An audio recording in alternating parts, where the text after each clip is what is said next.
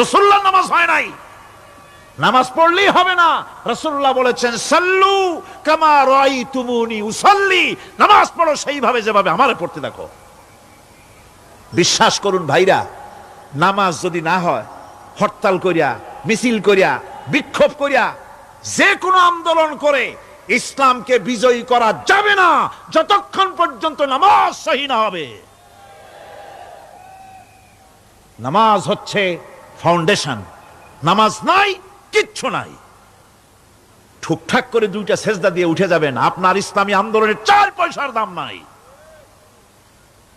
নামাজ আগে, জিহাদের ময়দানেও নামাজ, যেখানে আছেন ওখানেই নামাজ পড়তে হবে, আর তা পড়তে হবে আদবের সাথে, মোহাব্বতের সাথে। আপনারা বিরক্ত হচ্ছেন না তো? হাদিস শরীফ থেকে শোনাচ্ছি, আল্লাহর নবী এক জিহাদ থেকে ফিরে এসেছেন, রাত কাটাচ্ছেন, শিবির তাবু গেড়েছেন, কয়েকজনকে পাহারার দায়িত্ব দিলেন রাতের বেলায় পাহারা দিতে। বাই রুটেশন, 2 জন ঘুমাবে, 2 জন পাহারা দেবে। 2 জনের ভাগ্যে পাহারা পড়লো রাত 12টার পরে, পাহারা দিতেছেন।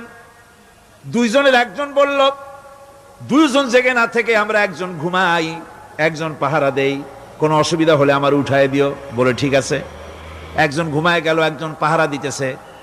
তিনি আবার মনে করলেন খামোখা দাঁড়ায় না থেকে সময়টা নামাজের মধ্যে কাটায় দেই। তিনি নামাজ পড়া শুরু করে দিলেন। দুশমন এসে গেছে। দুশমন দূরে দেখতেছে, একটা গাছের মতো দেখা যায়, অন্ধকারে মানুষ না গাছ বোঝার জন্য তীর নিক্ষেপ করলো। তীরটা এসে তার বাম হাতের ভিতরে বাহুতে ঢুকে গেল। নামাজ ছাড়লেন না। এরপরে দুশমন আরেকটা তীর মারলো, সেই তীরটার ডান বাহুতে লেগে গেল। সাহাবী তাড়াতাড়ি রুকুতে গিয়ে নামাজ আদায় করলেন। আর ওই দুশমন বুঝতে পারলো যেটা মানুষ। দুশমন দৌড় দিল। নামাজ শেষ করে সাথীকে উঠালেন। সাথী উঠে দেখে 2 দিকে 2 তীর বসানো। ভাই তোমার গায়ে তীর কেন? বললেন আপনি যখন ঘুমায় গেলেন আমি ভাবলাম খামোখা দাঁড়ায় থেকে সময় নষ্ট না করে সময়টা নামাজের মধ্যে কাটাই।